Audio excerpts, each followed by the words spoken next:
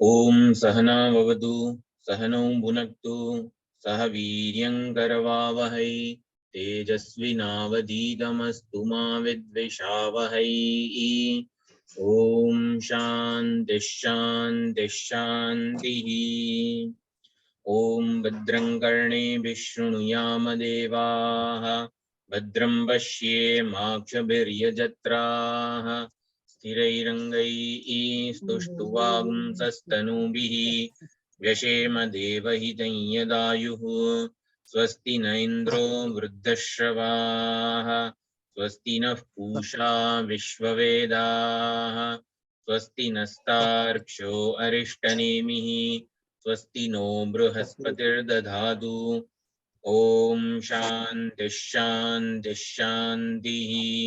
हरिः ओम श्री गुरुभ्यो नमः। हरिः ओम। सदाशिवसमारम्भां शङ्कराचार्यमध्यमाम् अस्मदाचार्यपर्यन्तां वन्दे गुरुपरम्परां वन्दे गुरुपरम्पराम्।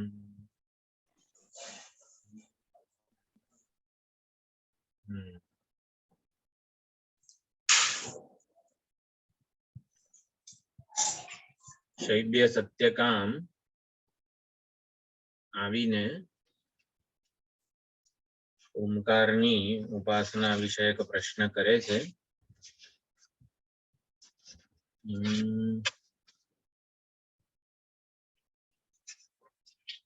अथ हैनं शैव्यः सत्यकामः पप्रच्छ। शैव्य सत्यकाम विप्लाद ऋषि ने पूछे छे सयो हवै तद् भगवन् मनुष्येषु प्रायणान्तम् ओंकारम् अभिध्यायीत। प्रथमं जे मरण पर्यंत ज्यां सुधी प्राण आ शरीर में चाले छे त्यां सुधी प्रायणान्तम ओंकारम अभिध्यायीत ओंकारનું અભિધ્યાન કરે છે। અભિધ્યાન શબ્દ શું છે? ऐक्यपूर्वकનું અભેદપૂર્વકનું ध्यान એને અભિધ્યાન કહેવાય છે। અભિધ્યાન કઈ રીતે ઓમકારનું અભિધ્યાન કરે છે એનો વિસ્તૃત વિચાર આપણે ગયા ક્લાસમાં કર્યો હતો।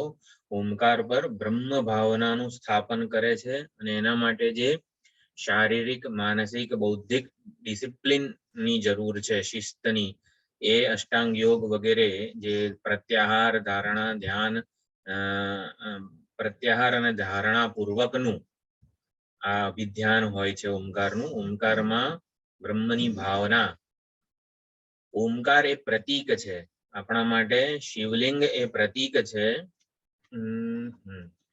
शिव बुद्धि अथवा तो भगवान शंकर साक्षात महादेव छे एना माटेनु एनी भक्ति करवा माटेनु एनी साथे व्यवहार करवा माटेनु प्रतीक है। तो एवी रीते प्रतीक मां ज आवी भावना करवानी छे उपास्य देवतानी। तो एवी रीते ओमकार छे प्रतीक परंतु अभिध्यायित वेदपूर्वकનું ध्यान आ ओमकार ने ज अंतिम सत्य परम सत्य मानीने ओमकार आधारित श्रुति प्रमाण थी विचारणा करीने श्रुति प्रमाण के छे ओमकारनी आ त्रण मात्राओ जे छे ए अपर ब्रह्म विषयक छे अने ओमकार पोते परम ब्रह्मनो ना ज्ञान माटेनु लक्ष्यार्थ पण बने छे। तो श्रुति प्रमाण थी आ बधी विचारणा अने भावना संगत बेसे छे। आपणा माटे शिवलिंग छे ए केवुं भगवान शंकरनी भावना माटेनुं एक प्रतीक छे आलंबन छे साधन छे। तो एवी रीते वेदोक्त जे जीवन जीवता होय एना माटे એટલે વૈદિક કાળમાં આ ઓમકાર જ ઓમકાર મંત્રાત્મક દેવતાઓ હતા। એ વખતે રામ કૃષ્ણ શિવ એવા પૌરાણિક દેવતાઓ ન હતા। મંત્રાત્મક દેવતાઓ જ હતા. એટલે ઇન્દ્રાય સ્વાહા, વજ્રહસ્તઃ પુરંદરઃ વગેરે જે મંત્રો હતા એ મંત્રો રૂપ દેવતાઓ હતા. અને એટલા માટે એમને મંત્ર સિવાય બીજા કોઈ આલંબનની જરૂર રહેતી નહોતી. વૈદિક પદ્ધતિ, વૈદિક જીવન પદ્ધતિમાં મંત્રો જ આલંબન હતા દેવતાઓનું ધ્યાન કરવા માટે. અત્યારે આપણને રામ, કૃષ્ણ, એની મૂર્તિ, પ્રતિમા વગેરેની જરૂર પડે છે, પરંતુ વૈદિક સંસ્કૃતિમાં જે વૈદિક કાળ હતો એ વખતે મંત્રાત્મક જ, એટલે એને ઓમ બોલે અને ભગવાનનું ધ્યાન થઈ જાય. એટલે ઓમકાર અને ભગવાન વચ્ચેનો સંબંધ એના મનમાં સ્પષ્ટ હતો, કારણ કે વેદમાં પ્રમાણ બુદ્ધિ હતી. અત્યારે આપણને વેદમાં પ્રમાણ બુદ્ધિ અને એની સાથે યુક્તિનો ટેકો પણ આપવો પડે છે.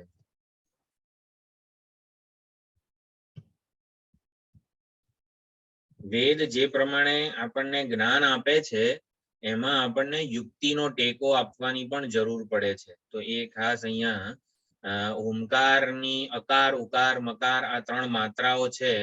તો ઓમકાર તો એક અક્ષર છે, એક પૂર્ણ અક્ષર છે. ઓમ એવો એક અક્ષર છે. તો એમાં અકાર, ઉકાર અને મકાર આવી ત્રણ માત્રાઓ રહેલી છે. એ વેદે કરેલો અધ્યારોપ છે. ઓમકારની ઉપાસના માટે અકાર, ઉકાર, મકાર, ઓમકારમાં રહેલા જે ઓમકારની ત્રણ માત્રાઓ છે એ વેદે કરેલો અધ્યારોપ છે.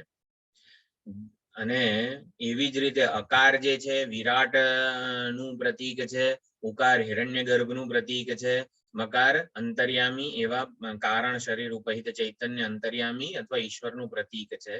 તો આવી રીતે પરબ્રહ્મ જે અંતિમ સત્ય છે એ તો એક જ છે, અદ્વિતીય છે. ચૈતન્ય એક જ છે, પરંતુ ચૈતન્ય નિર્ગુણ નિર્વિશેષ ચૈતન્ય ઉપર વિરાટ, હિરણ્યગર્ભ અને ઈશ્વર એવો અધ્યારોપ વેદો વડે થયેલો છે.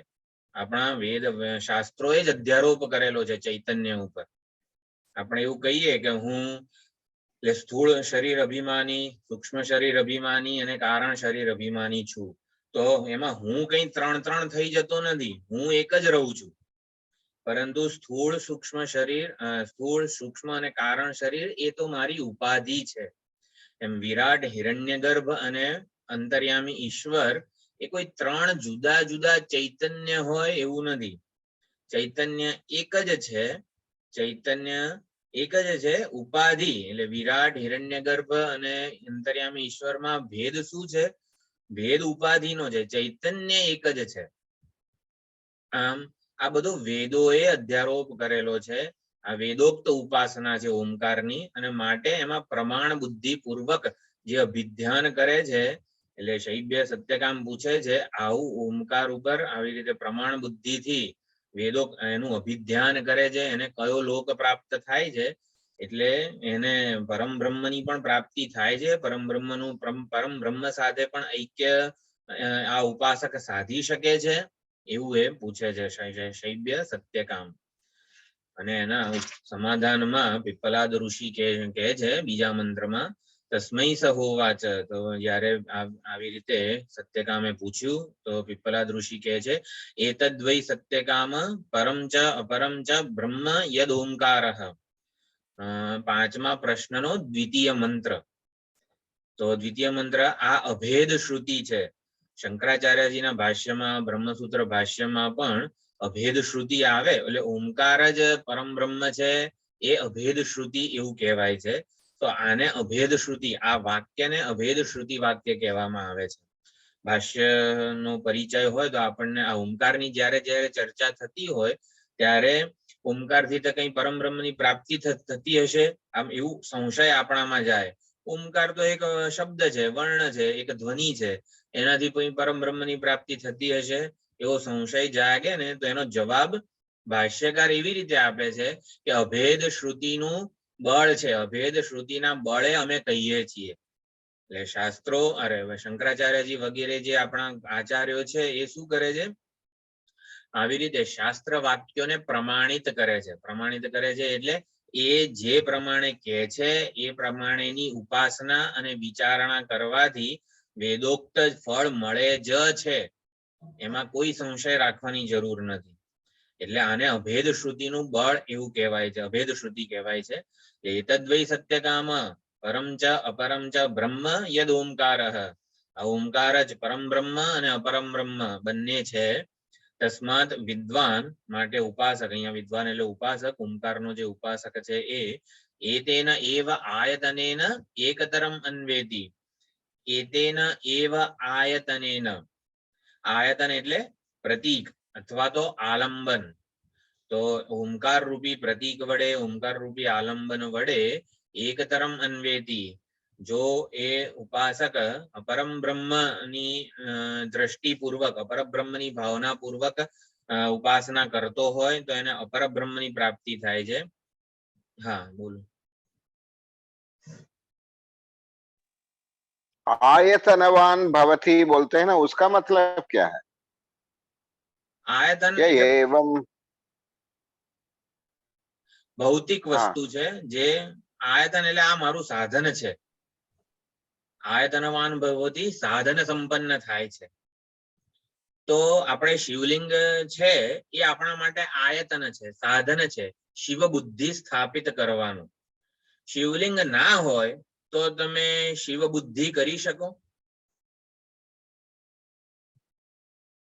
હે, કોઈક આયતન પ્રતીક તો જોઈએ ને. કૈલાસ પર્વત આપણે પરિક્રમા કરવા જઈએ છીએ, કૈલાસ પર્વતના દર્શન થાય, આપણે શ્રદ્ધાળુ છીએ અને સાક્ષાત આપણને એટલે કૈલાસ જે પર્વત છે એ જ આપણા માટે શંકર ભગવાન છે. એટલે કૈલાસના દર્શન થયા એટલે શંકર ભગવાનના દર્શન થઈ જાય છે આપણને. કારણ કે એટલે એ પ્રતીક વડે ભાવના ભગવાનની ઈષ્ટ દેવતાની કરવાની છે, ઉપાસ્ય દેવતાની કરવાની છે. પ્રતીક ખૂબ જ જરૂરી છે. આપણો અમદાવાદમાં જે નરોલા શું નરોડા નારોલ સર્કલ છે, નારોલ સર્કલ છે એની પહેલા કચરાનો ઢગલો આવે છે. જોયો છે કોઈએ? અમદાવાદનો, આખા અમદાવાદનો કચરો. એ કચરાના આખો મસ્ત પર્વત છે આખો. આમ લાગે કે ચલો દૂરથી કૈલાસ ભગવાનના દર્શન થયા એવું કહી શકીએ આપણે? કચરાનો ઢગલો મસ્ત પર્વત છે, બહુ મોટો પર્વત છે. એ શિવલિંગ એમાં દેખાય અથવા તો શંકર ભગવાનની ભાવના થાય એમાં? ના થાય. वो कचड़ा भगवान है, कचड़ा भगवान को जय हो. આખા અમદાવાદનો બહુ મોટો કચરાનો પર્વત છે શું નારોલા, બરોબર ને સંજીવભાઈ? હા, તો ત્યાંથી પસાર થઈએ ત્યારે આમ દિવ્ય ભાવ જાગે છે આપણને કે નાક બંધ કરીને ભાગી જઈએ છીએ. એતેન એવ આયતનેન એકતરમ અન્વેતિ. એટલે જો જ્યાં સુધી આપણને ભાવના, ઈશ્વરની ભાવના જાગે નહીં બધામાં, ત્યાં સુધી તો ભગવાનની વિભૂતિમાં જ ભગવાનની ધારણા કરવાની છે.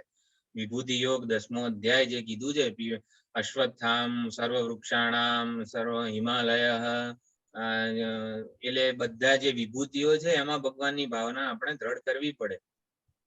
એકવાર દ્રઢ થઈ જાય ને પછી પ્રતીકપણું રહેતું નથી. પછી ગમે ત્યાં ભગવાનની ભાવના દ્રઢ થઈ જાય પછી એ કચરાના ઢગલામાં પણ સાક્ષાત મહાદેવ જ છે એવું આપણને થાય. જ્યારે સગુણ સોપાધિક ઉપાસના જ્યારે આપણી પરિપક્વ બને ત્યારે કોઈ પણ પ્રતીકમાં આપણે એ આવાહન કરી શકીએ છીએ ભગવાનનું. તો આપણે શું સમજીએ? એતેના એવ આયતનેન એકતરમ અન્વેતિ. તો એકતરમ અન્વેતિ એટલે પ્રતીક, શિવલિંગ પ્રતીક છે શિવ ભાવના સ્થાપિત કરવા માટેનું. શંકર ભગવાન સાથે આપણું પ્રેમ, આપણો વ્યવહાર, આપણે બધે પૂજા વગેરે જે આપણે કરીએ છીએ બધા માટે એ પ્રતીક બને છે. તો એવી રીતે એની પ્રાપ્તિ થાય. એટલે અપરબ્રહ્મની ભાવના કરી હોય એ જ ઓમકાર રૂપી પ્રતીકમાં અપરબ્રહ્મની ભાવના કરી હોય. આપણે વિચારીશું અપરબ્રહ્મની ભાવના કરવી એટલે શું છે? અપરબ્રહ્મની ભાવના, આ બધા મંત્રો આગળ આવે છે એ પ્રમાણે શાસ્ત્રોક્ત રીતે જે વેદ પ્રમાણ કહે છે એ પ્રમાણે જ્યારે ભાવના દ્રઢ થાય ત્યારે અપરબ્રહ્મની પ્રાપ્તિ થાય. અને ઓમકાર પોતાની વિચારણા દ્વારા પરમ બ્રહ્મ માટે લક્ષ્યાર્થ બની રહે છે. તો ઓમકારને પરમ બ્રહ્મના જ્ઞાન માટેનું લક્ષ્યાર્થ કીધું છે. લક્ષ્યાર્થ આપણે વિચાર કર્યો તો ગયા ક્લાસમાં કે કેમ લક્ષ્યાર્થ છે, કારણ કે પરમ બ્રહ્મ એ કોઈ રીતે વ્યવહારનો, ઉપદેશ રૂપી વ્યવહારનો પણ વિષય બની શકતો નથી. જાતિ ક્રિયા, હા બોલો. नहीं बंद हो गया, नहीं बंद हो गया, अनम्यूट करके बोलो, वापिस म्यूट हो गया है शेखर भाई. सभी बंद करके रखते हैं, they are not showing their face. क्यों ऐसा? वो तो मैं आप रिक्वेस्ट करो सबको. ગયા ક્લાસમાં છે ને હું request- કાળી ભીત સામે જોઈને બોલતો હતો ને એવું મને લાગતું હતું. કોઈ કાળી ભીત છે મારી સામે અને કાળી ભીત ની સામે મારે ઓમકારની વિચારણા, એ કાળી ભીત મને સમજી રહી છે અને સુંદર પ્રતિભાવ આપી રહી છે. કાળા રંગની ભીત અને બહુ સુંદર રીતે ઓમકારની ઉપાસના સમજી રહી છે એવું લાગતું હતું મને. કાળા રંગની કાળી ભમ્મર આમ ભીત હોય એની સામે હું ઓમકારની બધી સુંદર વેદોની વિચારણા કરતો હતો, એટલે મને બહુ સરસ લાગતું હતું. એટલે તમે લોકો કઈક આ બધી વસ્તુઓ કેવી છે કે સામે જોઈને ભણાવવાની છે. વિડીયો ઓફ, કોઈક વધારે પડતું કોઈક કારણ હોય તો બરોબર છે, પણ બને ત્યાં સુધી હું ચહેરાને જોઉં ને તો અંદરથી કઈક, કાળી ભીત સામે જોઈને બોલી ના શકાય આ બધી વસ્તુઓ. પહેલી જ વાર કોઈકને રોટલી બનાવતા શીખવાડવું હોય કે કઈ રીતે ગોળ બને અને આ તે બધું, પહેલી જ વાર કોઈ નવી નવી છોકરી હોય રોટલી બનતા શીખવી હોય, હવે એને તમે આવું ઓનલાઈન રોટલી કઈ રીતે બનાવવાના એ તમારી સામે જોતી જ ના હોય તો તમે કઈ રીતે એને સમજાવી શકો કે રોટલી ગોળ કઈ રીતે બને? એટલે અઘરું છે ઘણું. આપ બધા વડીલ છો મારા માટે અને સુંદર સ્વાધ્યાય ચાલી રહ્યો છે, એનો લાભ મને તો સૌથી વધારે મળે છે. પણ વિડીયો ઓન રાખો તો મને વધારે હું સ્વસ્થ થઈ શકું, હું કાળી ભીતની સામે જોઈને બોલી શકું તો એટલે મને તો ના ભાવે જનરલી આ બધી વસ્તુઓ. એનું કઈક કારણ હોય છે. મારા જેવી અવસ્થાવાળી કદાચ મેં કીધું કારણ હોય તો બરોબર જ છે. એટલા માટે તમે લોકો મને સાંભળો છો કે નહીં મને જ ના ખબર પડે. મેં ગયા વખતે ક્લાસમાં પૂછ્યું હતું યમ અને નિયમ 5 પ્રકારના યમ છે કે 6 પ્રકારના યમ છે, તો કોઈએ કઈ જવાબ જ નહોતો આપ્યો. એટલે હું બોલી હતી હું પણ સંભળાતું નહોતું, ઓલું હું ચાલુ કરવાનું ભૂલી ગઈ હતી, મ્યુટ હતું એ, એટલા માટે બંધ રાખું કારણ કે ઓપરેશન વાળો પગ છે ને હું બહુ વખત બેસી નથી શકતી એટલા માટે. આ તો થઈ શકે તોની વાત છે. હા એ બરોબર છે, વાત તો એકદમ સાચી છે. એટલે યમ નિયમ વગેરે ચર્ચા થઈ. મેં કીધું કઈ કોઈને ખબર છે કે નહીં યમ અને નિયમ શું છે? હું અધ્ધર તાલ જ નથી આ કઈ વાત કરી રહ્યો ને. એવું નથી હોતું. હા હા સમજી શકાય છે, અમુક વસ્તુઓ તો સમજી શકાય છે, પણ આ સમય પણ 10:30 થી 11:30 એવો છે, ઘરનું પણ કઈક કામ હોય વગેરે પણ હોઈ શકે છે. ચાલો તો એતેના એવા આયતનેના એકતરમ અન્વેતિ ઓમકાર પ્રતીક બને છે. ઓમકાર ઉપર જે ભાવના આપણે જો પ્રતીક શિવલિંગ એક પ્રતીક છે, પછી શિવલિંગ પ્રતીકમાં આપણી ભાવના શું છે એ અગત્યનું છે. ઓમકાર પ્રતીક છે, ઓમકારનું અભિધ્યાન છે ને એ આપણા માટે ખૂબ જ અગત્યનું છે. અભિધ્યાન શબ્દનો અર્થ આપણે ગયા ક્લાસમાં સુંદર રીતે સમજેલા છીએ.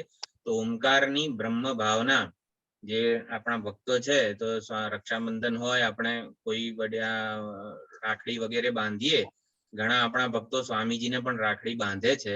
તો એ વખતે શું હોય છે, તો એ જે ભક્તો છે બધા હનુમાન ચાલીસા, રામ રક્ષા સ્તોત્ર, બધા કવચ, એ કવચ બોલતા બોલતા રામ રક્ષા સ્તોત્ર, હનુમાન ચાલીસા, બજરંગ બાણ, સંકટ મોચન હનુમાનાષ્ટક આવું બોલતા બોલતા રાખડી પોતે બનાવે છે અને પછી સ્વામીજીને પહેરાવે છે, બાંધે છે. તો આ બધી સુંદર વસ્તુઓ છે. તો પ્રતીક બને છે. જે રાખડી એ તો એક પ્રતીક છે, પણ રાખડી તૈયાર કરતી વખતે જે ભાવના આપણે કરેલી છે એ સૌથી વધારે અગત્યનું છે. શિવલિંગ એક પ્રતીક છે, પરંતુ શિવલિંગ સાથે આપણો જે સંબંધ પ્રસ્થાપિત થાય છે, આપણી જે ભાવના પ્રસ્થાપિત થાય છે, એ સૌથી વધારે અગત્યનું છે. એટલે એ તેને એવા પરબ્રહ્મ અને અપરબ્રહ્મ બંને જે ઓમ કહીએ છીએ શાસ્ત્રમાં, પરબ્રહ્મ અને અપરબ્રહ્મ બંનેની પ્રાપ્તિ ઓમકારથી થાય છે. તો પરબ્રહ્મ અને અપરબ્રહ્મ બંને તો સોપાધિક જ છે ને, કારણ કે આપણે તો પરાત્પર ને નિર્ગુણ નિરાકાર કહીએ, બરોબર છે. પરમ બ્રહ્મ એટલે નિર્ગુણ નિર્વિશેષ નિરુપાધિક પરમ બ્રહ્મ, અને એનું જે સોપાધિક રૂપ આ અપર બ્રહ્મ કહેવાય છે. અપર બ્રહ્મ એટલે જે નિર્ગુણ જે તત્વ છે, તત્વનું જ ઉપાધિ સહિતનું રૂપ. એટલે અપર બ્રહ્મ એટલે સોપાધિક બ્રહ્મ. અપર બ્રહ્મ એટલે આપણે જે આ વ્યવહારિકમાં જે ભગવાનને પૂજા કરીએ, અર્ચના કરીએ, સ્તોત્ર કરીએ, પરબ્રહ્મ એટલે આપણે સર્વત્ર ઈશ્વર, એવું મારા સમજમાં છે. પરબ્રહ્મ સર્વત્ર જયારે ઈશ્વર દર્શન કરીએ છીએ ને એકાત્મ રીતે જે આપણે અખંડાકાર વૃત્તિથી કરીએ છીએ, ત્યાં સુધી તો સગુણ બ્રહ્મ છે. અમે આપણે નિર્ગુણ બ્રહ્મને પરાત્પર એટલે પર અને અપર થી પણ વિલક્ષણ, એટલે પરાત્પર બ્રહ્મ એટલે જ પરમ બ્રહ્મ. પરાત્પર બ્રહ્મ, નિર્ગુણ બ્રહ્મ, નિરુપાધિક, બરોબર છે. પરમ બ્રહ્મ એટલે પરાત્પર, પરંતુ પર અને અપર આ બે જે શબ્દો છે એ બંને સગુણ બ્રહ્મ માટે વપરાય છે. ના, અપર બ્રહ્મ એટલે સગુણ બ્રહ્મ, પરબ્રહ્મ એટલે નિર્ગુણ નિરુપાધિક અંતિમ તત્વ જે આત્મ તત્વ છે, એ બ્રહ્મ તત્વ છે, એ નિર્વિશેષ ચૈતન્ય. એટલે પરાત્પર બ્રહ્મ આપણો 5મો મંત્ર છે ને, એમાં પરાત્પર શબ્દ આવે છે. પરાત્પરમ પુરુષયમ પુરુષમ ઈક્ષતે, એ પ્રમાણે. એટલે પર અને અપર થી પણ પર એવી છે ને. નહીં, પરથી પર ના કહેવાય. જો પર શબ્દનો અર્થ પણ જુદા જુદા સંદર્ભમાં જુદો જુદો થતો હોય છે. જેમ કે અક્ષર શબ્દ જે છે, તો અક્ષર તો આપણે એવું જ થાય ને કે અક્ષર પરમ બ્રહ્મ માટે જ, જે અંતિમ સત્ય છે એના માટે જ વપરાય. પણ અક્ષર બ્રહ્મ પણ પુરુષોત્તમ અથવા તો શું 15મા અધ્યાયમાં અક્ષર એ માયા માટે પણ વપરાયું છે. ન ક્ષરતી અક્ષરઃ, એટલે જેનો કોઈ ક્ષય થતો નથી એવું કારણ, એ માયા પણ અક્ષર છે. અને પછી અક્ષર થી પણ પર એવું એક તત્વ છે, યક્ષરાત પરતઃ પરઃ, એવું કરીને જે છે એ. હવે અહીંયા સંદર્ભ એવો છે કે પરમ બ્રહ્મ એટલે અંતિમ સત્ય, નિર્ગુણ નિર્વિશેષ નિરુપાધિક આત્મ ચૈતન્ય. દરેક વખતે સંદર્ભ પ્રમાણે, જેમ કે આત્મા એક શબ્દ છે, એના સંદર્ભ પ્રમાણે અર્થ જુદા જુદા થાય. બ્રહ્મ, ગાર્ગ્ય હિરણ્ય આદિત્ય ઉપાધિમાં રહેલા ચૈતન્યને બ્રહ્મ રૂપે ઉપાસતો હતો. તો બ્રહ્મ રૂપે ઉપાસતો હતો એટલે શું? એને અંતિમ સત્ય માની લીધું હતું, એનાથી વધારે કઈ છે જ નહીં. બરોબર છે. સગુણ બ્રહ્મ નો કરો. હા, સગુણ બ્રહ્મને જ પરમ બ્રહ્મ માનીને એ ઉપાસતો હતો. એટલે પરમ બ્રહ્મ ઉપાસક જ કહેવાય, પરંતુ એના પરમ બ્રહ્મના એક વેશને એ માનતો હતો અંતિમ વસ્તુ. બરોબર.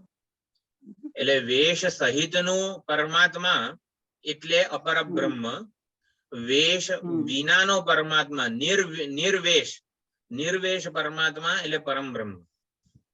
આ પ્રમાણે તો એ પરમ બ્રહ્મ છે, એ તો વાણીનો વિષય નથી. યતો વાચો નિવર્તન્તે, એનો એને કોઈ ઉપાધિ સાથે કોઈ પ્રકારનો સંબંધ નથી. હવે કોઈ ઉપાધિ સાથે કોઈ જ પ્રકારનો સંબંધ ના હોય, એને વાણીથી પણ કઈ રીતે કંઈક કહી શકાય? જાતિ ક્રિયા ગુણ સંબંધ રૂઢિ વગેરેથી પણ એ અતીત છે, એનો કોઈ સંબંધ નથી. એટલે જયારે એવું કહીએ છીએ કે ઓમકાર પરમ બ્રહ્મના જ્ઞાનનું પણ પ્રતીક છે, અથવા તો લક્ષ્યાર્થ. ઓમકાર ની વિચારણામાં ઓમકાર લક્ષ્યાર્થ બને છે પરમ બ્રહ્મના જ્ઞાન માટેનું. તો કોઈ પણ જયારે લક્ષ્યાર્થ બને છે, ઓમકાર લક્ષ્યાર્થ છે. આપણા વેદાંત મહાવાક્યો પણ લક્ષિત કરે છે, તત્વમસી વગેરે જે મહાવાક્યો છે એ લક્ષિત કરે છે. ઓમકારે જે લક્ષ્યાર્થ કીધું એટલે આપણે ઓલા ચંદ્રશાખા ન્યાય પ્રમાણે સમજાય ને? કોના પ્રમાણે? ચંદ્રશાખા ન્યાય થી આપણે જે ચંદ્રશાખા ન્યાય, હા બરોબર. પણ લક્ષણા જે છે ને એ માં સમજવાનું છે તટસ્થ લક્ષણ અને સ્વરૂપ લક્ષણ. જયારે શાખાચંદ્ર ન્યાય વગેરે જે છે ને તટસ્થ લક્ષણ છે, ઉપલક્ષણ છે. ઉપલક્ષણ નો વિચાર કર્યો તો આપણે શેમાં સુષુપ્તિ વાળી જે વિચારણા હતી ને એમાં કે જગત ઉપલક્ષણ બની રહે છે પરમાત્માના જ્ઞાન માટેનું શાખાચંદ્ર ન્યાય. જો ચતુર્થ પ્રશ્નની જે એસેન્સ જીષ્ટ મોકલેલું એમાં મેં લખેલું છે જગત ઉપલક્ષણ બને છે પરમાત્માના જ્ઞાન માટેનું, લયના આધાર રૂપ પરમાત્માના જ્ઞાન માટે લક્ષિત કરે છે પરમાત્માને, પરંતુ એનાથી પરમાત્મા પરોક્ષ જ રહી જાય છે. શાખા ચંદ્ર ન્યાય ચંદ્ર જણાય, હા બહુ સરસ છે, ચલો જય શ્રી કૃષ્ણ. ચંદ્ર જણાય એનો લાભ શું? ચંદ્ર જણાયો પછી એ ચંદ્ર જ્યાં સુધી મારાથી પરોક્ષ જ રહે, દૂર રહે, ત્યાં અંતરિક્ષમાં રહે, ત્યાં સુધી એ ચંદ્રના જ્ઞાનનો શું લાભ? એટલે જીવ પોતે ઉપલક્ષણ બને છે પરમાત્માની અભિન્ન, પરમાત્મા સાથેના અભિન્ન અથવા તો ઐક્ય જ્ઞાનનું. એટલે જીવ પોતે એક એવું શાખા ચંદ્ર ન્યાય છે કે જે શાખાના અગ્ર ભાગ સુધી જાણે કે ચંદ્રને લઈ આવે છે. આ જીવ ઉપલક્ષયિતા છે, પોતાને જ ઉપલક્ષણ બનાવીને ચંદ્ર સાથે એટલે કે બ્રહ્મ સાથેનું ઐક્ય કરાવી આપે છે. તો આ પ્રમાણે આપણે લક્ષ્યાર્થ સમજી રહ્યા હતા. પરમ બ્રહ્મનો લક્ષ્યાર્થ બને છે ઓમકાર. એટલે શું સમજવાનું? એ કોઈ પ્રતીકનો, કોઈ આલંબનનો વાચ્યાર્થ નથી. વાચ્યાર્થ નથી એટલું વિવક્ષિત છે.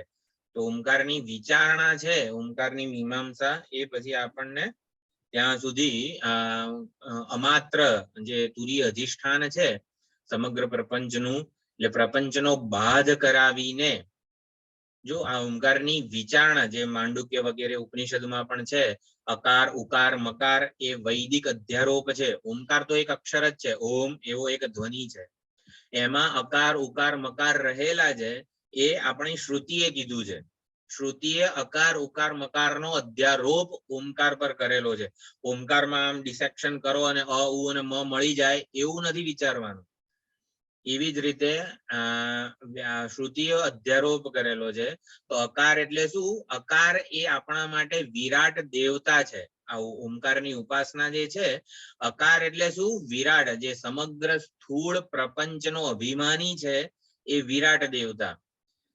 પછી ઉકાર એટલે શું? સમષ્ટિ સૂક્ષ્મ પ્રપંચનો અભિમાની એવો હિરણ્ય ગર્ભ દેવતા. એટલે ઉકાર એટલે ઉકાર કોઈ માત્રા સ્થૂળ કે ઉકાર ધ્વનિ એવું સમજવાનું નથી. ઉકાર એટલે શું? હિરણ્ય ગર્ભ દેવતા, સમષ્ટિ સૂક્ષ્મ શરીર અભિમાની ચૈતન્ય. અને અકારનો ઉકારમાં લય ઉપાસક કઈ રીતે કરે છે? અકાર પ્રધાન, આ બધું તો જો કે ત્રીજા મંત્રમાં છે, અકાર પ્રધાન ઓમકારની ઉપાસના. એટલે કે ઉપાસક એના માટે સ્થૂળ આ જગત સત્ય છે, બહુ ઝાઝું વિચારી શકતો નથી. એના માટે આ સ્થૂળ જગત એક માધ્યમ છે, સત્ય છે. સ્થૂળ જગત થી વધારે કઈ વિશેષ કોઈ તત્વ છે એવું સમજતો નથી. એટલે અકારની ઉપાસના કરે છે. તો એને વિરાટ સાથે ઐક્ય પ્રાપ્ત થાય છે. પછી કોઈક સૂક્ષ્મ વિચારક હોય એને આ સ્થૂળમાં જે સંવાદિતા જણાય છે, ગુરુત્વાકર્ષણ બળનું કાર્ય જેને જણાય ને એને અકારનો ઉપાસક કહેવાય. પછી ગુરુત્વાકર્ષણ બળ હકીકતમાં છે શું એને સમજવાનો પ્રયત્ન કરે, સૂક્ષ્મ વસ્તુને સમજવાનો પ્રયત્ન કરે, એને ઉકારનો ઉપાસક કહેવાય. કે આ જગતના જે કાયદાઓ મને જણાય છે, સૂર્યોદય સૂર્યાસ્ત બધું સમયસર થાય છે, બધી સંવાદિતા, પાણી પલાળે છે, અગ્નિ બાળે છે, પવન વાય છે, આકાશ અવકાશ પ્રદાન કરે છે, અજ્ઞાન બધાને આવૃત્ત કરે છે, આ બધું કોણ કરી રહ્યું છે?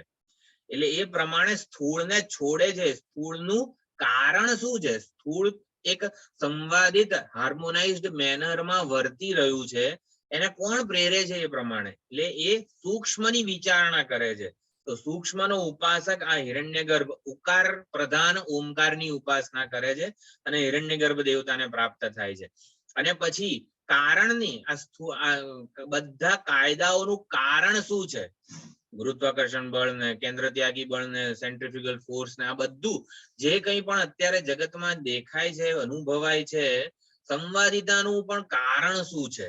તો એ કારણ જ્યારે અંતર્યામી એવો ઈશ્વરનું એ ચિંતન કરે, ઈશ્વર સાથે અભેદ એનો મકારની ઉપાસના, મકાર પ્રધાન દેવતા એટલે કે ઈશ્વર, એનાથી ઐક્ય પ્રાપ્ત કરે છે. અને પછી જ્યારે વૈરાગ્ય આ પ્રમાણે જ્યારે ઉપાસના કરે છે ત્યારે એ વિશુદ્ધ ચિત્ત અને વૈરાગ્ય સંપન્ન થાય છે અને પછી એને એનું અધિષ્ઠાન એ ઓમકાર પોતે જ એને અધિષ્ઠાનના જ્ઞાન માટેનું આલંબન બની જાય છે કે અકાર ઉકાર મકાર અને મકારનો અમાત્ર બે ઓમકાર જે છે એની વચ્ચે જે અમાત્ર છે એ અમાત્ર શાંતિ જ ઓમકાર અ ઉ અને મ નું અધિષ્ઠાન છે. એટલે અ ઉ અને મ સ્થૂળ સૂક્ષ્મ અને કારણ પ્રપંચ એના માટે અધ્યારોપિત થઈ જાય છે અધિષ્ઠાન ઉપર અને એ રીતે તુરીય અધિષ્ઠાનનું જ્ઞાન કરાવે છે.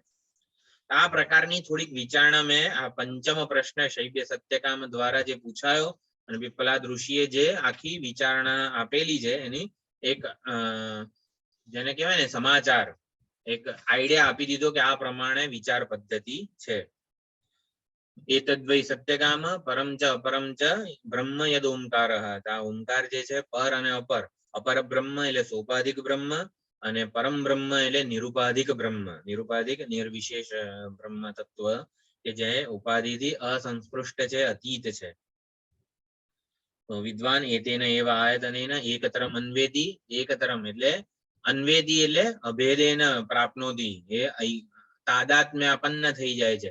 અપર બ્રહ્મની ભાવના કરી હોય તો અપર બ્રહ્મ સાથે તાદાત્મ્ય થઈ જાય છે અને પરમ બ્રહ્મની ભાવના કરી હોય, પરમ બ્રહ્મની મીમાંસા વિચારણા કરી હોય તો એના માટે એ પોતે ઉપાસક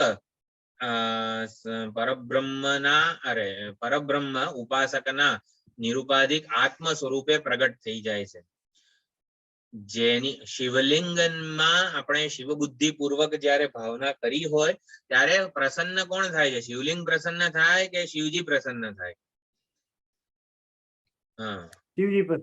શિવજી પ્રસન્ન થાય. જેની ભાવના કરી હોય એ પ્રસન્ન થાય છે, શિવજી પ્રસન્ન થાય છે.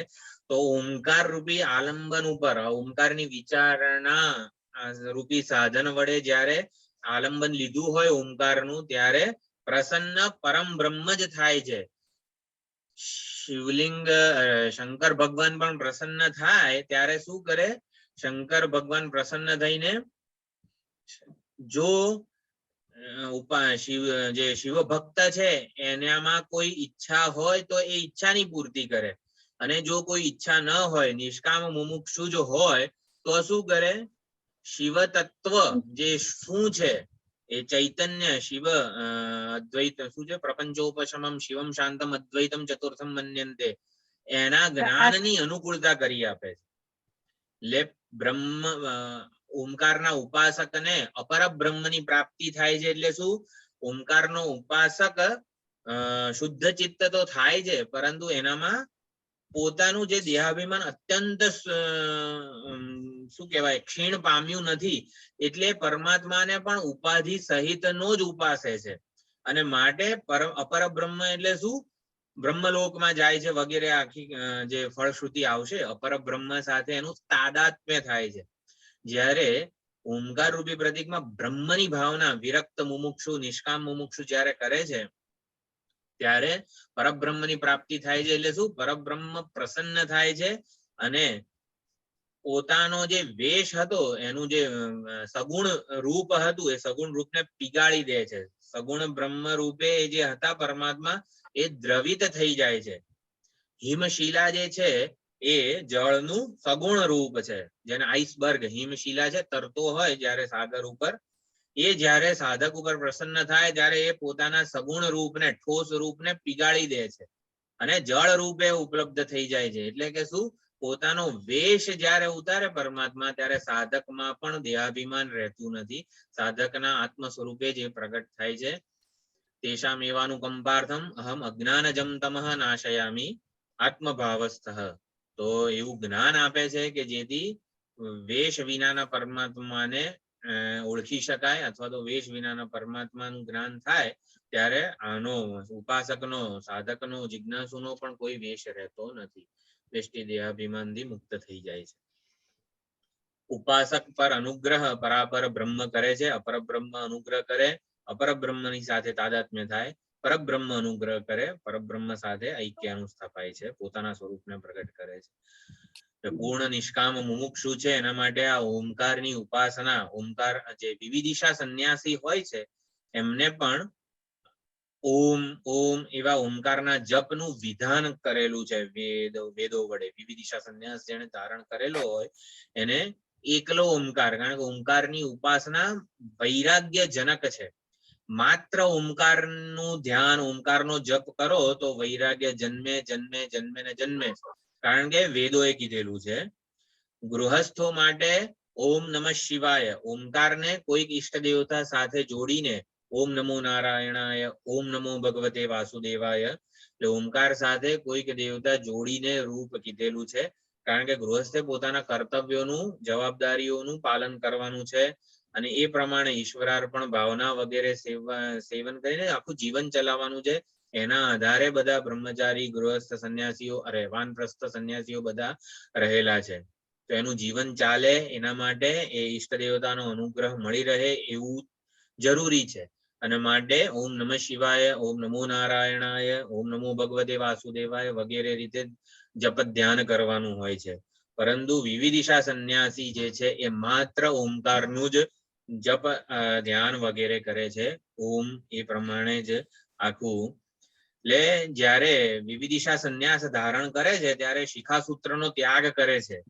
જે આ જે સાધક છે એ શિખા અને સૂત્રનો ત્યાગ કરે છે. આપણા માટે રક્ષણ કોણ કરતું હતું? આપણું દેહાભિમાન રક્ષણ કરે છે આપણું, એવું નથી. આ શિખા અને સૂત્ર એટલે કે આપણું ઈશ્વર સાથેનું જોડાણ જ આપણું રક્ષણ કરે છે.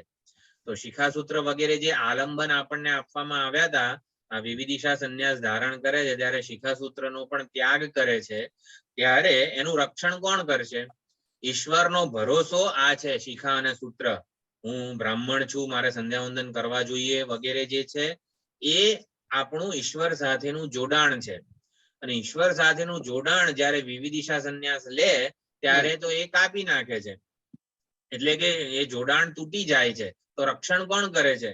વિવિધિશુ જે સંન્યાસી છે એનું રક્ષણ કોણ કરે છે? નિષ્કામ મુમુક્ષુનું. તો એ વખતે જ્યારે વિવિધિશા સંન્યાસ ધારણ કરે છે ત્યારે આખું જે ગાયત્રી મંત્ર સંધ્યાવંદન વખતે જે કરે છે, એટલે તત્ સવિતુઃ વરેણ્યમ, એ જે ગાયત્રી છે એ ગાયત્રી એનું રક્ષણ કરતી હતી. તો તત્ સવિતુઃ વરેણ્યમ એ ભાગ છે એ અકારે પ્રવેશયામી. ઓમકારમાં અ, ઉ અને મ છે. હવે એના માટે આલંબન કોણ છે? માત્ર ઓમકાર છે. ઓમકાર જ એની પાસે એક આધાર છે. તો તત્ સવિતુઃ વરેણ્યમ, આખું ગાયત્રી મંત્ર એ ઓમકારમાં પ્રવિષ્ટ કરાવે છે. આખી એક વિધિ હોય છે. તત્ સવિતુઃ વરેણ્યમ અકારે પ્રવેશયામી, ભર્ગો દેવસ્ય ધીમહિ ઉકારે પ્રવેશયામી, ધિયો યો નઃ પ્રચોદયાત મકારે પ્રવેશયામી. આમ ગાયત્રી મંત્રનો ઓમકારમાં એ લય કરે છે અને પછી ઓમકારના આલંબન વડે વૈરાગ્ય અને પોતાના જીવનની આગળની જે દિશા છે એ પ્રમાણે એની પ્રગતિ થાય છે. એટલે ઓમકાર એનું રક્ષણ કરે છે. અત્યાર સુધી શું કર્તવ્યો, સંધ્યાવંદન, ગાયત્રી જપ વગેરે એનું રક્ષણ કરતા હતા. હવે શું વિવિધિશા સંન્યાસીનું રક્ષણ કોણ કરે છે? ઓમકાર રક્ષણ કરે છે. એટલે આ પ્રમાણે ઓમકાર જે છે પરાપર બ્રહ્મ છે. એટલે શું? અપર બ્રહ્મનો વાચક છે અને પરમ બ્રહ્મનો લક્ષક છે. તો વાચ્યાર્થ અને લક્ષ્યાર્થ. વાચ્યાર્થ એટલે અપર બ્રહ્મ માટે વાચ્યાર્થ બની રહે છે. અપર બ્રહ્મની ભાવના થાય છે ઓમકાર ઉપર, અને ઓમકારની મીમાંસા કે વિચારણા દ્વારા એ લક્ષ્યાર્થ બને છે પરમ બ્રહ્મ સાથે અભેદ જ્ઞાન. થોડીક આ પ્રશ્નોપનિષદની તો વાર્તા આપણે વાત કરવાના જ છીએ, પણ વધારે ક્લેરિટી બ્રહ્મસૂત્ર વગેરે જ્યારે ભાષ્ય જોઈએ ત્યારે થાય છે. બ્રહ્મસૂત્રનું જે આ 5મો પ્રશ્ન છે સત્યકામ વાળો પ્રશ્નોપનિષદનો, એની સુંદર ચર્ચા બ્રહ્મસૂત્રમાં થયેલી છે. એટલે જે આપણને કહેવાય ને કે નિશ્ચય, કે ઓમકારની ઉપાસના એટલે એક્ઝેક્ટલી આમ શું પહોંચાડવા માંગે છે આપણને. અત્યારે તો ઓમકારની ઉપાસના ને બધું અઘરું છે સમજવું, પણ આઈડિયા આપણને ક્લિયર આઈડિયા આવી જાય તો બ્રહ્મસૂત્રનું અધિકરણ છે 1, 3, 13, એમાં પણ સુંદર ચર્ચા આની થયેલી છે. એટલે ઓમકારની હવે આગળ આવશે 3, 4, 5 વગેરે મંત્રો છે. એક માત્ર વિશિષ્ટ ઓમકારની ઉપાસના, દ્વિમાત્ર વિશિષ્ટ ઓમકારની ઉપાસના, ત્રિમાત્ર વિશિષ્ટ ઓમકારની ઉપાસના. તો એકમાત્ર વિશિષ્ટ ઓમકારની ઉપાસનાથી મનુષ્ય લોક એટલે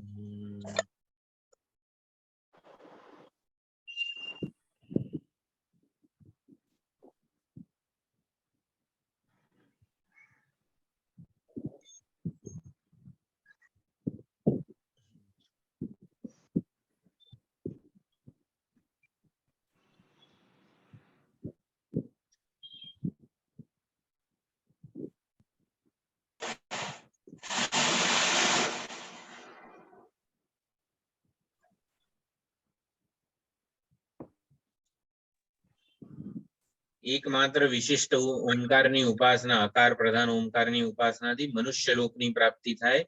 પણ મનુષ્ય લોકમાં પણ આગળ સુંદર ફળ આવશે. શ્રદ્ધા સંપન્ન બ્રાહ્મણ રૂપે જન્મે અને ઓમકારની ઉપાસના વગેરે જે એની આગળ આધ્યાત્મિક પ્રગતિ થતી રહે.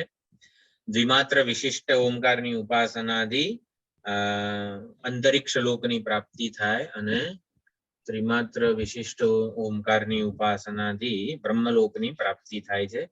આ પ્રમાણે આખું સાધન છે. પરમ બ્રહ્મ નેદિષ્ટમ પરમ બ્રહ્મ સાધક સમીપમ ઉપગચ્છતિ એવું છેલ્લે કીધેલું છે. પ્રત્યેક અભિન્ન પ્રત્યેક એટલે શું? પ્રત્યેગાત્મા. પ્રત્યેગાત્માની વ્યુત્પત્તિ શું થાય છે? પ્રત્યેગાત્મા એટલે શું? પોતે પરમ બ્રહ્મ પ્રત્યેક સ્વરૂપે પ્રગટ થાય છે. એટલે પ્રત્યેગાત્મા. પ્રત્યેગાત્મા કોને કહેવાય? વિશિષ્ટ ચૈતન્યને. વિશિષ્ટ નહીં નહીં નહીં વિશિષ્ટ સર્વાત્મા નહીં. કુટસ્થ ચૈતન્ય. આમ એક્ઝેક્ટલી આમ સમજણ પડી જાય એવો કોઈ અર્થ? પ્રત્યેગાત્મા એટલે શું?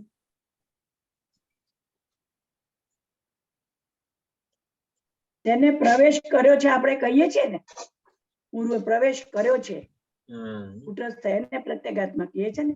પ્રવેશ કર્યા વગરનો જેને પ્રવેશ કર્યો છે. સર્વનું અધિષ્ઠાન દરેક ક્રિયાઓનો સાક્ષી. દરેક ક્રિયાઓનો સાક્ષી. ક્રિયાઓ દરેક વૃત્તિનો સાક્ષી એવું કહેવાય. ક્રિયાઓ તો નહીં એટલે કહી શકાય પણ વૃત્તિનો સાક્ષી. બધી વૃત્તિ પ્રતિબોધ વિદિતમ એને પ્રત્યેગાત્મા કહેવાય. પ્રત્યેગાત્મા એટલે હું. પ્રત્યેગાત્માનો જ્યારે પણ નિર્દેશ થાય અહીંયા પરમ બ્રહ્મ પ્રત્યેક અભિન્ન સ્વરૂપે પ્રત્યેગાત્મ સ્વરૂપે પ્રગટ થાય છે ઓમકારની મીમાંસાથી વિચારણાથી. અને અપરમ એટલે ઈશ્વરાખ્યમ ઋગ્વેદાદિ રૂપમ એ પ્રમાણે પણ પ્રગટ થાય છે. અપર બ્રહ્મ રૂપે પ્રસન્ન થાય એટલે અપર બ્રહ્મની પ્રાપ્તિ કરાવે છે. આગળ આવશે આ અ ઉ અને મ હકીકતમાં શું છે આ બધું તૃતીય ચતુર્થ આ બધા મંત્રોમાં એની સુંદર ચર્ચા આવે છે. આ પ્રમાણે તો પર અને અપર એવા બે બ્રહ્મ નથી. તમે પરબ્રહ્મ જુઓ ને હું અપરબ્રહ્મ જોઉં એવું કઈ નથી. આપણે એક જ વસ્તુને જોઈ રહ્યા છીએ. જયારે ઉપાધિ એનો વેશ એને પહેરેલો હોય ત્યારે એ જ વસ્તુ અપરબ્રહ્મ કહેવાય છે. અને વેશ જયારે ન હોય ત્યારે પરમાત્મા પોતાનો વેશ ના ઉતારે ને ત્યારે આપણો પણ કોઈ વેશ રહેતો નથી. સુંદર સુષુપ્તિની જે વિચારણા હતી એટલે હૃદય પ્રદેશમાં હોય છે ત્યારે શું હોય છે? જીવાત્મા પણ પોતાનો વેશ છોડી દે છે. મનરૂપી ઉપાધિને પણ છોડી દે છે. કે પોતાનો જીવાત્મા જયારે વેશ ઉતારે પોતાનો ત્યારે પરમાત્મા તો હૃદયમાં છે જ. એટલે હૃદયમાં પરમાત્માને વેશ વિનાના ઓળખી શકાય છે. તો પરમાત્મા એટલે જીવાત્મા પોતાનો વેશ ઉતારે ને ત્યારે એ પરમાત્માથી જુદો રહેતો નથી. આપણે વિચાર કર્યો તો સુષુપ્તિમાં પરમાત્મા સાથે એક થઈ જાય છે એટલે શું? જુદાઈનો ભ્રમ રહેતો નથી, એ ખાસ અહીંયા સમજવાનું છે. તો નેદિષ્ઠમ બ્રહ્મ અનુગચ્છતિ, તો પર ઓમકારની વિચારણા દ્વારા નેદિષ્ઠ એટલે ક્યાં નેદિષ્ઠ શબ્દ આવ્યો છે ક્યાંય? નેદિષ્ઠ શબ્દ ક્યાંય પરિચિત છે કે એકદમ નવો જ છે? ભાષ્યમાં સૌથી છેલ્લું છે નેદિષ્ઠ બ્રહ્મ અનુગચ્છતિ. નેદિષ્ઠ શબ્દ શિવ મહિમ્નમાં રોજ કરીએ છીએ, નમો નમઃ ક્ષોધિષ્ઠાય નમઃ નેદિષ્ઠાય. તો નેદિષ્ઠ એટલે સૌથી નજીક જે છે પ્રત્યેગાત્મ સ્વરૂપ. પ્રત્યેગાત્મા આપણને સૌથી નજીક છે. સાક્ષી ચૈતન્ય કહેવાય, કુટસ્થ ચૈતન્ય કહેવાય, એ આપણાથી સૌથી નજીક છે. તો એ નેદિષ્ઠ સ્વરૂપે અનુગચ્છતિ પ્રાપ્નોતિ, એ પ્રગટ થાય છે, પ્રસન્ન થાય છે.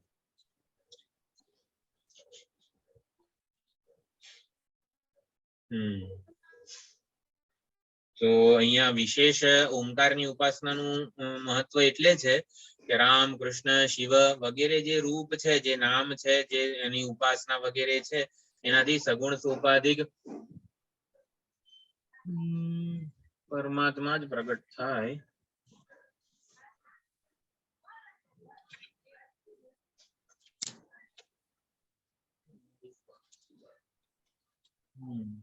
સગુણ સોપાધિક પરમાત્મા જ પ્રસન્ન થાય, પ્રગટ થાય. પણ જે ઓમકાર જે છે એનાથી આપણને નિર્ગુણ બ્રહ્મનું પણ પ્રતિપાદન કરે છે પ્રત્યેગાત્મ સ્વરૂપે. એ તટસ્થ નિરૂપણ નથી કોઈ, જેનાથી ઉપાસ્ય જે પરમ બ્રહ્મ છે એ જુદું જ રહે, તટસ્થ રહે, પરોક્ષ રહે, એવું નથી. આત્મ સ્વરૂપે નિર્દિષ્ટ સ્વરૂપે પ્રગટ થાય છે. તો જેમ પ્રથમ મંત્રમાં અભિધ્યાયિત, અભિધ્યાન એ ખૂબ જ અગત્યનો શબ્દ હતો, એમ અહીંયા દ્વિતીય મંત્રમાં એકતરમ અન્વેતિ, અન્વેતિ એટલે મર્જર, રિયલ મર્જર. ઉપાસના એ બનવાની પ્રક્રિયા છે, જેમાં તાદાત્મ્ય સિદ્ધ થાય છે. અપર બ્રહ્મ જયારે પ્રસન્ન થાય ત્યારે અપર બ્રહ્મ સાથે ઉપાસકનું તાદાત્મ્ય સિદ્ધ થઈ જાય છે. ઉપાસક એ બની જાય છે. એનું આ વ્યષ્ટિ દેહાભિમાન રહેતું નથી. અને જે અકાર પ્રધાન, ઉકાર પ્રધાન કે મકાર પ્રધાન જે છે દેવ ચૈતન્ય છે, એની સાથે એનું તાદાત્મ્ય સિદ્ધ થઈ જાય છે.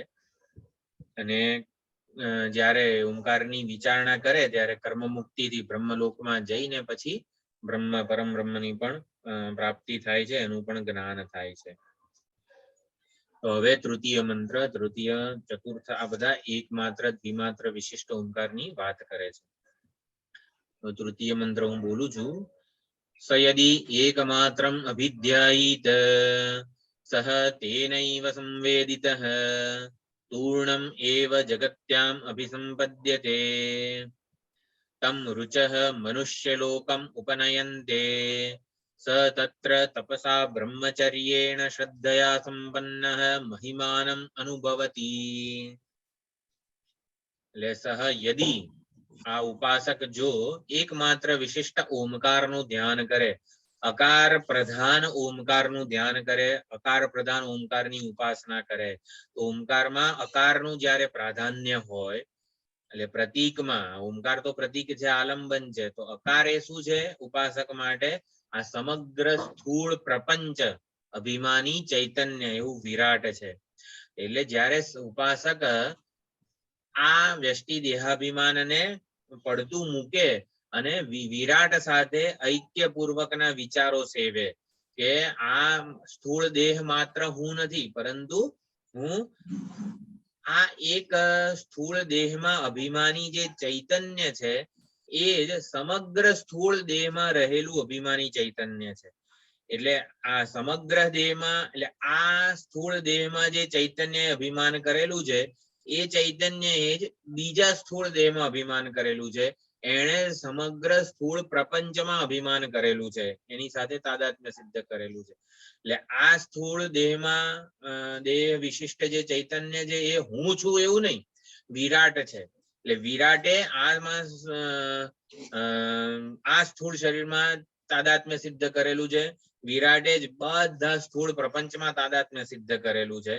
જેમ આ સ્થૂળ શરીરને હું કહું છું, આ સ્થૂળ શરીરનો અભિમાની હું છું, એવી રીતે વિરાટ સમગ્ર સ્થૂળ શરીરોનો અભિમાની છે, માટે હું વિરાટ છું. એટલે હું વિરાટ છું એ પ્રકારે અભિધ્યાન જે કરે છે.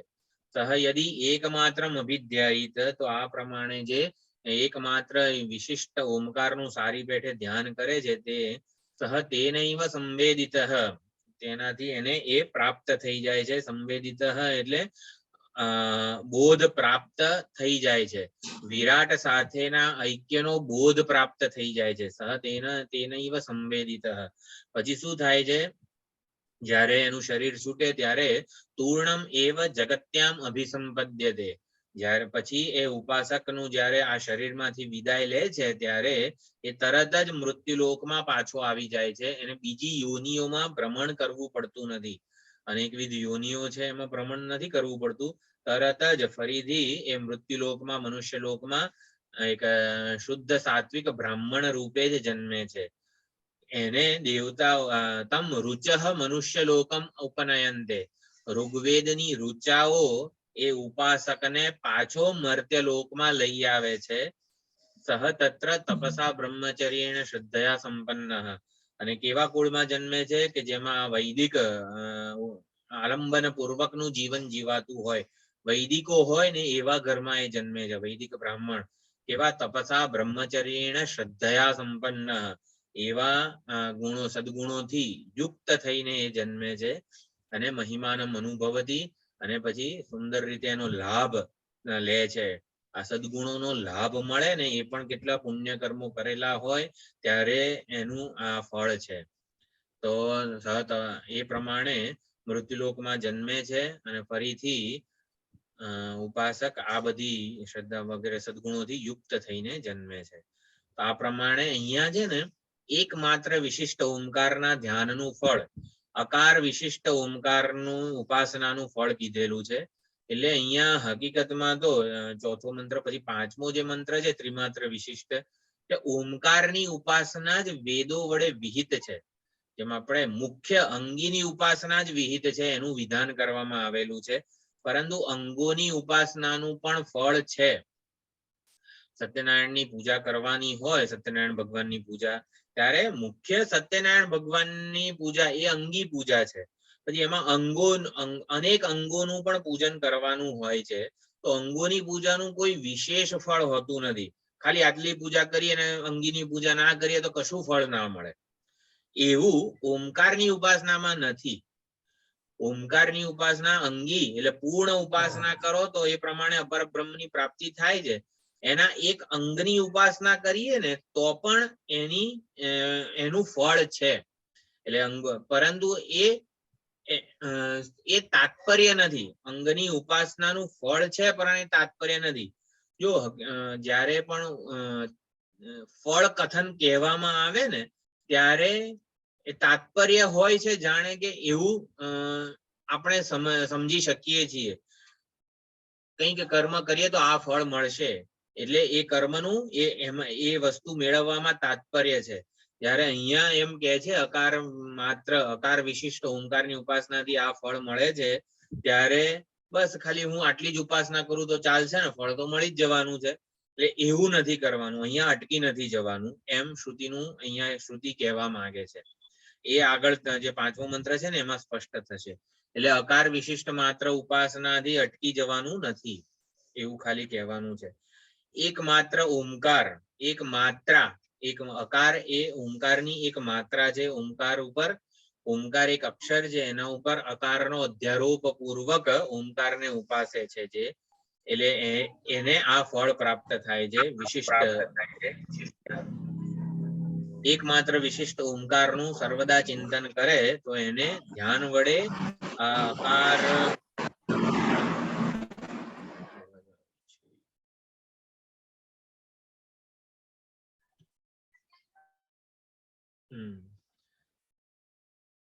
એટલે અકાર વિશિષ્ટ ઓમકારની ઉપાસનાથી પૃથ્વીલોકમાં, મનુષ્યલોકમાં પાછો એ જન્મ લે છે. અને અકાર એટલે ઋગ્વેદની ઋચાઓ, અકાર ઉકાર મકાર, ઋગ્વેદ યજુર્વેદ સામવેદ આ પ્રમાણેનું આખું જે વિભાગ છે. એટલે અકાર પ્રધાન ઓમકાર ની દ્રષ્ટિપૂર્વક જે ઉપાસના, જેને ઓમકારની ઉપાસના કરી હોય એને ઋગ્વેદની ઋચાઓ પાછું મનુષ્યલોકમાં લઈ આવે છે. અને વૈદિક બ્રાહ્મણ સદગુણ સંપન્ન બ્રાહ્મણ રૂપે પાછો એ જન્મે છે અને શાસ્ત્રના અનુશાસનમાં રહીને જીવન જીવે છે, એટલે માટે એની દુર્ગતિ થતી નથી, એને બીજી યોનિઓમાં ભ્રમણ કરવું પડતું નથી. અકારને કેન્દ્ર સ્થાને રાખીને ઓમકારની ઉપાસના કરે છે. એટલે સ્થૂળ પ્રપંચમાં એની સત્ય બુદ્ધિ છે. આ સ્થૂળ પ્રપંચ જે છે સમગ્ર જગત સત્ય છે એવી એને આ ઉપાસક ત્યાં સુધી પહોંચી શક્યો છે કે આ સ્થૂળ શરીર જ સત્ય છે એવું નહીં. આ સમગ્ર સ્થૂળ જગત, આ સ્થૂળ શરીરનું કારણ શું છે? આ સમગ્ર સ્થૂળ પ્રપંચ એ સમષ્ટિનો આ વ્યષ્ટિ ઉપર અનુગ્રહ છે. એ સમષ્ટિ સ્થૂળ પ્રપંચ સુધી એની દ્રષ્ટિ પહોંચી શકે છે. માટે સમષ્ટિ સ્થૂળ પ્રપંચ અભિમાની જે વિરાટ છે એ વિરાટ સાથે આ ઉપાસકનું ઐક્ય સ્થપાય છે. એટલે સમગ્ર દૃશ્યમાન સ્થૂળ જગતને જે સત્ય માને છે અને માટે આ શરીરમાં એ વિરાટની ભાવના પૂર્વક જીવન જીવે છે કે હું વિરાટ છું. જેમ વિરાટ જ આ શરીરમાં અભિમાની છે એમ સમગ્ર શરીરોમાં અભિમાની છે, સમગ્ર પ્રપંચનો અભિમાની છે. એમ હું વિરાટ છું એમ વિરાટ સાથે ઐક્યની ભાવના પૂર્વક એ ઓમકારની ઉપાસના કરે છે. એટલે ઋગ્વેદની ઋચાઓ એને એ ઉપાસકનું જે સૂક્ષ્મ શરીર હોય છે એને એનું કેરિયર બની જાય છે અને પાછો એ મૃત્યુલોકમાં જન્મે છે. તો પૃથ્વી અકારઃ ઋગ્વેદઃ આ પ્રમાણે નૃસિંહ ઉત્તર તાપની ઉપનિષદ છે એમાં પણ કીધેલું છે.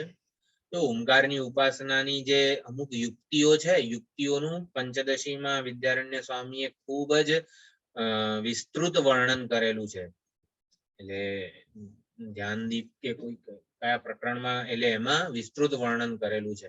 આપણે આમ ઓમકાર ને અકાર પ્રધાન થી વૈરાટનું ઐક્ય સ્થપાઈ જાય ને આ બધી વસ્તુઓ કદાચ થોડીક પહેલી જ વાર સાંભળીએ ને તો કદાચ ન પણ સમજણ પડે.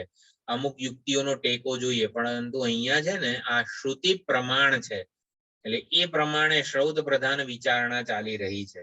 આપણને યુક્તિનો ટેકો જોઈતો હોય તો આપણા આચાર્યોએ પૂરતી યુક્તિઓ આપી છે. બ્રહ્મસૂત્ર ભાષ્ય જે છે એનો પણ વિચાર કરીએ તો આપણને પૂરતી યુક્તિઓ મળી રહે. એટલે ઉપાસના અકાર પ્રધાન ઓમકારની ઉપાસનાથી આ ઉપાસક વિરાટ ઉપર ધ્યાન કેન્દ્રિત કરે છે, વિરાટનું ધ્યાન કરે છે. વિરાટમાં અંતિમ સત્ય એવી બુદ્ધિ સેવે છે કે આ સમગ્ર જગતનું સત્ય શું છે તો કે વિરાટ. આ સ્થૂળ જગતનો જે અભિમાની છે ને એ વિરાટ ચૈતન્ય સાથે એનું ઐક્ય સ્થપાય છે અને એ પ્રમાણે ઉપાસક ઉપાસ્ય દેવતા બની રહે છે. અહીંયા બનવાની પ્રક્રિયા છે, તાદાત્મ્યની પ્રક્રિયા છે. એટલે જેમ રામમય, કૃષ્ણમય, શિવમય બની જઈએ, દેહાદી સંઘાત તો હોય એના રૂપે જ હોય, પરંતુ આપણું મન જે છે એ આવી રીતે કૃષ્ણમય શિવમય બની જાય. તો એવી રીતે વિરાટમય આ ઉપાસક બની જાય છે. એના માટે વિરાટ દેવતા સાક્ષાત હું રૂપે જ એને અનુભવાય છે. ઉપાસનામાં સમાધિ અથવા તો તાદાત્મ્ય એ અંતિમ ફળ છે. જ્ઞાનમાં જાણવું, સમજ, શાસ્ત્ર પ્રમાણ આપણી પાસે હોય ને એને અંતિમ ફળ કીધું છે. ઉપાસનામાં સમાધિ અથવા તો તાદાત્મ્ય અંતિમ ફળ છે, જ્યારે જ્ઞાનમાં વેદાંતમાં પ્રમાણ આપણી જે શાસ્ત્રોક્ત સમજ જે ક્લેરિટી છે એ અંતિમ ફળ છે. એ સમજવાનું છે ખાસ. એટલે શ્રદ્ધયા બ્રહ્મચર્યેણ અને તપસા, એટલે આ બધા સદગુણોનું કવચ હોય છે ઉપાસક પાસે, માટે એ સાંસારિક ગતિઓથી વિચલિત થતો નથી. કોઈ મેન્ટલ એફ્લિક્શન્સ જેને કહેવાય છે, શ્રદ્ધા બ્રહ્મચર્ય તપ વગેરેનું બળ હોય તો સાંસારિક જે બધું કામ ક્રોધ રાગ દ્વેષ વગેરે જે છે ને એની કોઈ અસર થતી નથી. તો આ પ્રમાણે એ કવચ હોય છે આ ઉપાસક પાસે. આ અકાર પ્રધાન ઓમકારની એકમાત્ર વિશિષ્ટ ઓમકારની ઉપાસના કીધી. અહીંયા એકમાત્રમ અભિધ્યાયિત એટલે એકમાત્ર કીધું છે. પછી ચોથો મંત્ર છે એ જોઈ લઈએ. અથ યદી દ્વિમાત્રેણ મનસી સંપદ્યતે સહ અંતરિક્ષમ યજુભિઃ ઉન્નીયતે સોમલોકમ સહ સોમલોકે વિભૂતિમ અનુભૂય પુનરાવર્તન્તે. અહીંયા અંગના ફળની ઉપાસના કીધી છે એટલે એ પ્રમાણે એનું પુનરાવર્તન થાય છે. અંગી જે મુખ્ય છે ઓમકાર, આખું સમસ્ત ઉપાસના જયારે ઓમકારની કરીએ ત્યારે પુનરાવર્તન પણ થતું નથી. એ પ્રમાણે આખી વિચાર બ્રહ્મલોકમાં પહોંચીને ક્રમ મુક્તિ મેળવે છે. અહીંયા અથ યદિ દ્વિમાત્રેણ, દ્વિમાત્ર વિશિષ્ટ અકાર અને ઉકાર વિશિષ્ટ, દ્વિમાત્રેણ એટલે અકાર અને ઉકાર વિશિષ્ટ એટલે શું? અકારનો ઉકારમાં લય કરીને, વિરાટનો હિરણ્યગર્ભમાં લય કરીને, અથવા તો ઉકાર પ્રધાન ઉપાસના છે એટલે હિરણ્ય સૂક્ષ્મ. આ સ્થૂળ જગત તો બરોબર છે, પણ સ્થૂળ જગતના બધા કાયદાઓ છે એ હકીકતમાં એટલે પ્રિન્સિપલ્સ અથવા તો સ્થૂળ જગત જેને લીધે સંવાદિતામાં જણાય છે એ તત્વને, પ્રિન્સિપલને અહીંયા ઉપાસક એની ઉપાસના કરે છે કે જેના લીધે સ્થૂળ જગત સંવાદિતામાં જણાય છે. એ કાયદાઓ અથવા તો એ પ્રમાણે એની પ્રેરણા કરનાર જે છે એને એની ઉપાસના કરે છે. તો ઉકાર પ્રધાન ઉપાસના છે. સૂક્ષ્મ અથવા તો હિરણ્યગર્ભની અહીંયા ઉપાસના છે કે અકારનો ઉકારમાં લય કરીને, વિરાટનો હિરણ્યગર્ભમાં લય કરીને. જો લય કરવો એટલે શું? એમાં તાદાત્મ્ય સિદ્ધ થવું. હિરણ્યગર્ભમાં સૂક્ષ્મમાં તાદાત્મ્ય સિદ્ધ થાય ને ત્યારે સ્થૂળનો સૂક્ષ્મમાં લય થઈ જાય. આમ વિરાટનો લય કરીએ એટલે આમ જગતને આમ બધું ગોળ ગોળ કરીને એવું નથી સમજવાનું. વિરાટનો લય કરે છે હિરણ્યગર્ભમાં એટલે હિરણ્યગર્ભ સાથે તાદાત્મ્ય થાય. આપણે આ સ્થૂળ શરીરનો લય કરી નાખીએ છીએ એટલે શું? આમ કોથળામાં પેક કરીને મૂકી દઈએ છીએ. સ્થૂળ શરીરનો લય કરીએ છીએ સૂક્ષ્મમાં એટલે શું કરીએ છીએ?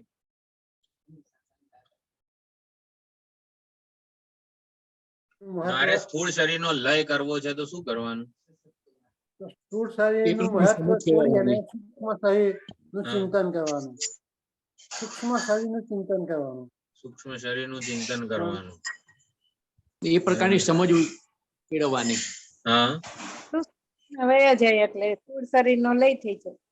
ના અત્યારે જ મારે સ્થૂળ શરીરનો લય કરવો છે. નિર્વિચાર સ્થિતિમાં. ના નિર્વિચાર સ્થિતિ આપણું લક્ષ્ય નથી. નિર્વિચાર સ્થિતિ જરા પણ વેદાંતને માન્ય નથી.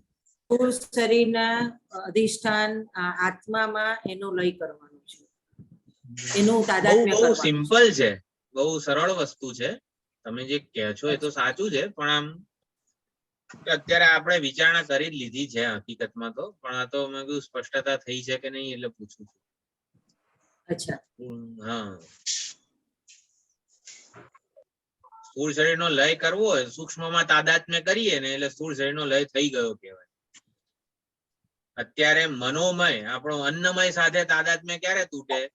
પ્રાણમય કે મનોમય સાથે તાદાત્મ્ય થાય ને ત્યારે અન્નમય છે જ નહીં, અન્નમયનો લય થઈ ગયો કહેવાય આપણા માટે. કે જેમાં તાદાત્મ્ય હોય ને એ જ આપણા માટે હોય, જેમાં તાદાત્મ્ય નથી હોતું ને એ આપણા માટે એનો લય થઈ ગયો કહેવાય.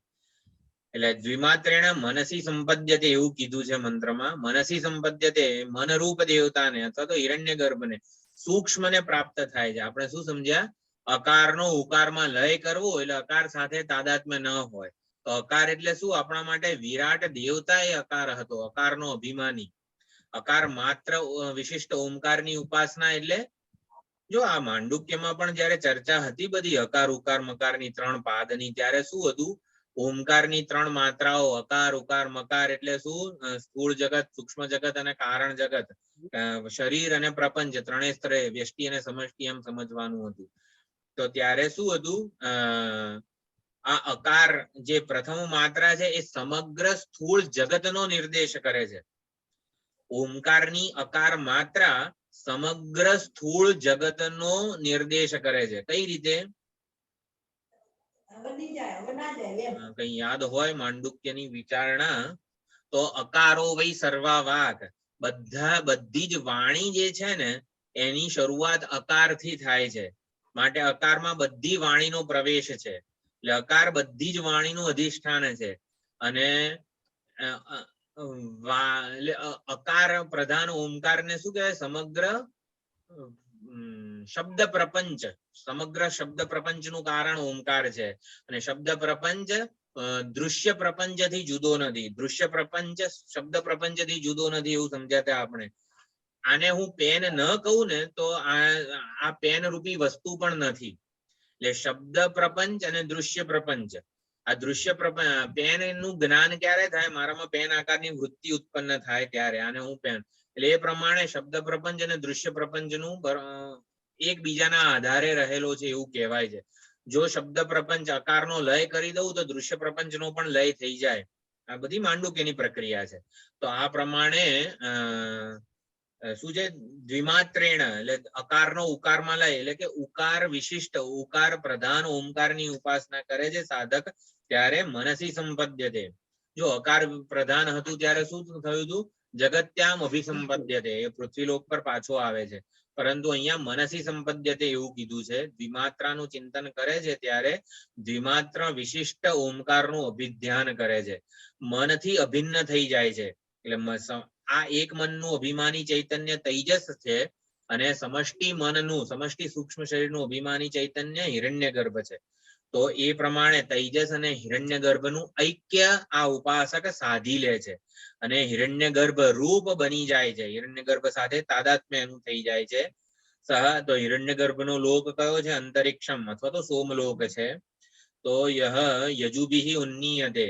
તો યજુ એટલે ઉકાર પ્રધાન ઓમકારની ઉપાસના કરનાર જે ઉપાસક છે એને વિદાય લે જ્યારે આ સ્થૂળ શરીરમાં, ત્યારે એ યજુર્વેદની મંત્રો વડે, યજુભિઃ યજુર્વેદના મંત્રો વડે એને એ સોમલોકમાં લઈ જવામાં આવે છે.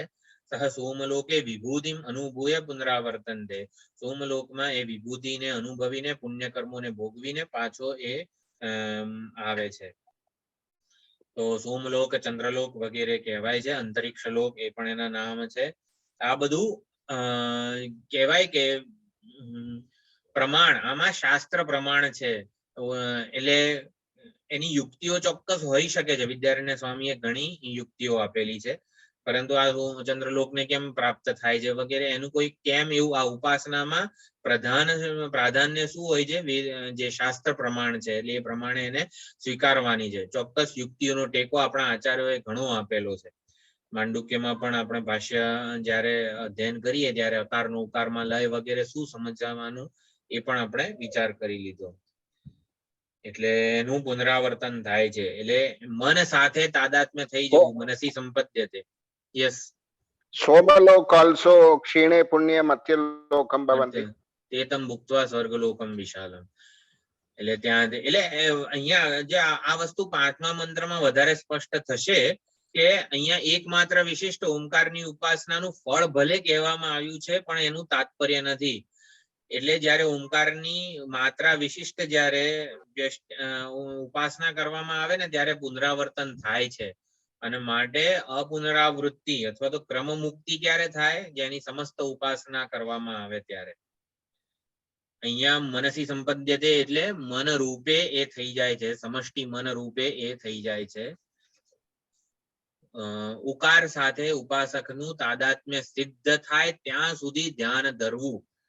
સહજ દ્વિમાત્રેણ અભિધ્યાયિત, એટલે અભિધ્યાન ખૂબ જ અગત્યનો શબ્દ છે.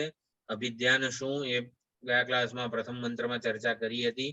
એટલે તાદાત્મ્ય સિદ્ધ થાય ત્યાં સુધીનું ધ્યાન થવું એને અભિધ્યાન કહેવામાં આવે છે. તો ઉપાસકનું ઉકાર સાથે તાદાત્મ્ય થઈ જાય ત્યાં સુધી એ ઉકાર વિશિષ્ટ દેવતા હિરણ્યગર્ભનું ધ્યાન કરે છે. અને પછી યજુષ મંત્રો વડે અંતરિક્ષ લોકમાં, ચંદ્રલોકમાં જાય છે. અને ચાંદ્રલૌકિક એનો જન્મ થાય છે. ચંદ્રલોકમાં જે દેહ હોય એનાથી ચાંદ્રલૌકિક ઉપાધિ વડે એ પુણ્યકર્મોને ભોગવે છે, એના ફળને ભોગવે છે. સોમ સદૃશ ચાંદ્રલૌકિક સૌમ્ય શરીર એને મળે છે, એ ભોગવે છે અને પછી પાછો પુનરાવૃત્તિ એની થાય છે. એટલે અકાર વડે, આગલા મંત્રમાં અકાર વડે વિશ્વથી અભિન્ન એવા વિરાટની ઉપાસના સમજ્યા. અને અહીંયા ચોથા મંત્રમાં ઉકારથી, ઉકાર વડે, ઉકારનું આલંબન વડે તૈજસ અભિન્ન હિરણ્યગર્ભની ઉપાસના અહીંયા વિવક્ષિત છે. અને એ પ્રમાણે અહીંયા દ્વિમાત્રેણ એટલે અકાર ઉકાર એમ, એટલે અકારનું, એમાં ઉકારનું પ્રાધાન્ય છે. અકારનો ઉકારમાં પ્રવેશ કરાવીને, લય કરાવીને એટલે પ્રવેશ કરાવીને સમગ્ર સ્થૂળ પ્રપંચનો અભિમાની એવો જે સમગ્ર સૂક્ષ્મ શરીર જે છે એના લીધે જ આ સ્થૂળ જગત આપણને સંવાદિતામાં જણાય છે. તો એવું સમગ્ર સ્થૂળ જગત વિરાટનો જે અભિમાની છે, એ વિરાટ જેને લીધે સંવાદિત જણાય છે, કાયદાબદ્ધ જણાય છે, એવું હિરણ્યગર્ભ જે છે સમષ્ટિ સૂક્ષ્મ પ્રપંચનો અભિમાની, એની સાથે એનું તાદાત્મ્ય સિદ્ધ થાય છે. અને એ પ્રમાણે તાદાત્મ્ય સિદ્ધ થાય ત્યાં સુધી એ આ ઉપાસના કરે છે.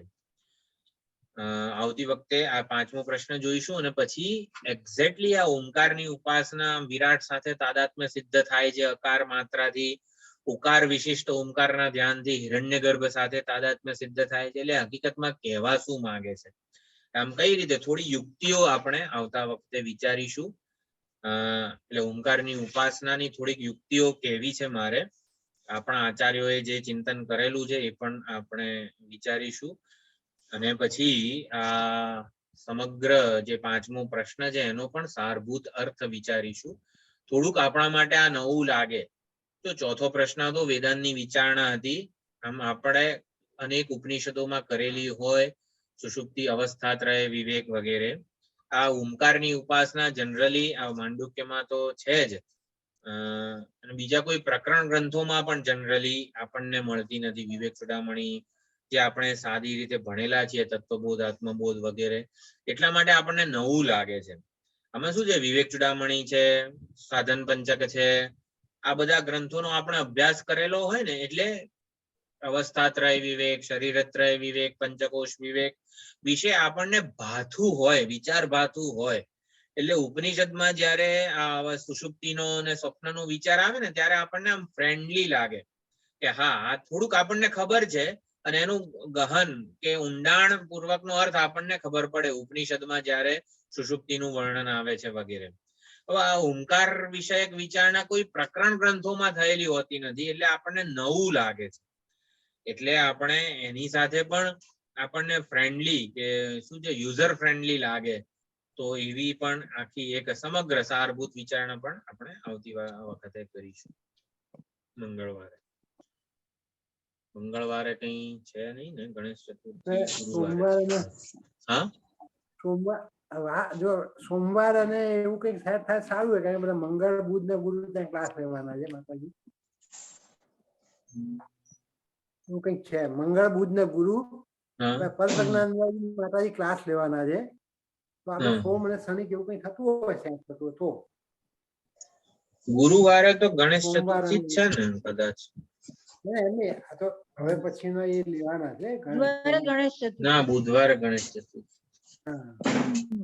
સોમવારે મંગળવારના બદલે સોમવાર કેવું કઈ કરી શક્ય હોય તો. मंगलवार हमारा सामवेद वो प्रोग्राम भी है.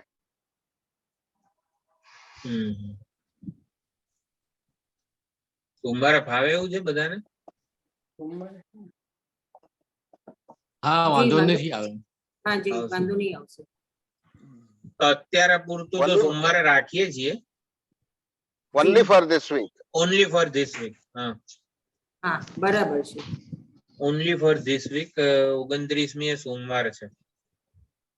હા, વાંધો નહીં, બરાબર છે. હરિઓમ.